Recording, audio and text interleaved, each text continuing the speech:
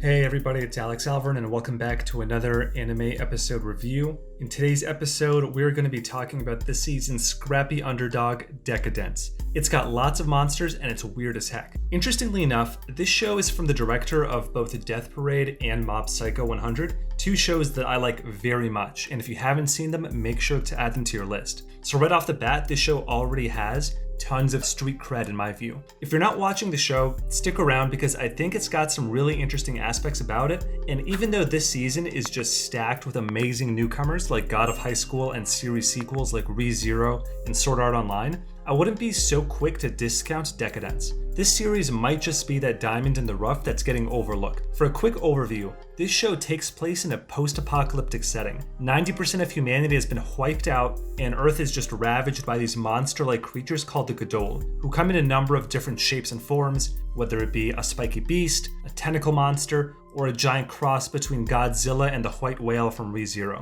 And a large portion of the remaining survivors lived in this giant mobile fortress called Deca-Dence. The design of the fortress is very distinct. It's this dark, rustic, grungy looking giant fortress, definitely not like a slick, futuristic looking spectacle. You can tell it's definitely been around the block and has seen its fair share of battles, and I think its art choice was done that way by design. The first episode does a good job combining different elements like action, series backstory, and character development. Right away, we're introduced to two of our main characters, Natsumi, a girl who lost both her father and her arm when she was younger, and who wants to be a soldier in the Gears now that she's grown up and to what I think is in her late teens perhaps. But given the strict requirements, she's unable to do so because of her prosthetic arm.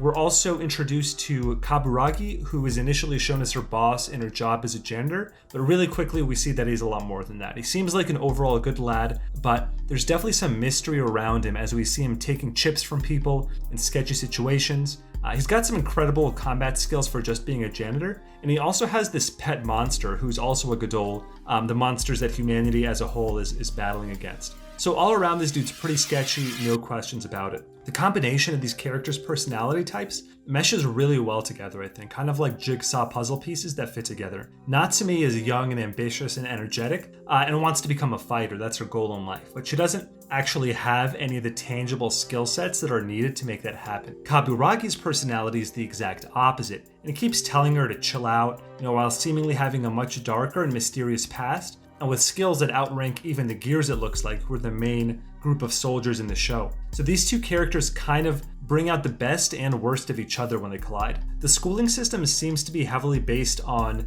the history of what happened to humanity, which seems reasonable considering that most of humanity has been wiped out, presumably by the Godot monsters that we see them fighting against. And it really sets the stage for some great story development, as there's a lot of lore in this history, and we see that it's raised a generation of characters who want to fight to protect humanity and end the war. It looks like the people who graduate the academy either go on to join the Gears, who are the main army of soldiers, the tankers who support the Gears, or some sort of menial labor job like scrubbing the fortress, which Natsumi, our female lead character, seems to be doing. With the backstory covered, the show dives right into some great action. Our two protagonists, they fall right into the midst of battle. Kaburagi uses his maneuver gear to grab hold of Natsumi and fights his way to get them to safety. And we see that the weapons that he and the rest of the Gears use is like this spear-like tube combination that has this dual purpose of not only killing the monsters, but also sucking their blood for the fortress to use as this fuel energy source.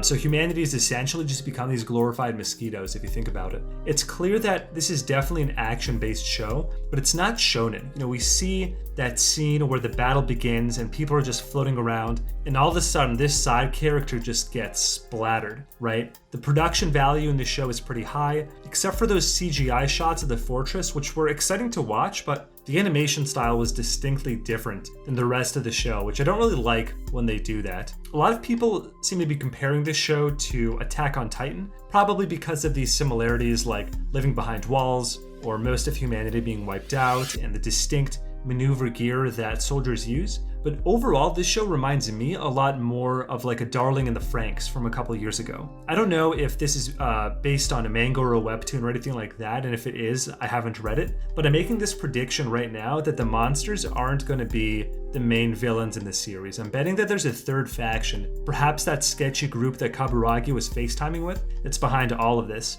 And the humans and the Godot monsters are going to, at some point, I think, come together to defeat that third party probably towards the end of the series. That's just my prediction. I don't know. We'll see. It's also refreshing to see a female lead in the show. Even though we have series with some badass female side characters who are right next to the main character, it's not as often where we have the actual number one main character be a female. So I'm glad to see that we're getting some variety here. I see you women, support ya. If this season didn't have such a big swinging powerhouse sequels like Re:Zero and Sword Art Online, or one-of-a-kind big hit gems like God of High School, I think that this show would probably be next on the list and be getting a lot more attention. If you're debating whether or not to watch this show, here's what I would recommend. If you're not already watching God of High School, Sword Art Online, or Re:Zero, definitely go watch those first. Those are the big three for this summer 2020 anime season, and I'm reviewing all of them on a weekly basis as well, so feel free to check those out as well. If you're already watching those and you want another show to watch while you eat fish and chips on a Wednesday afternoon, and you like action anime with some pretty interesting plots,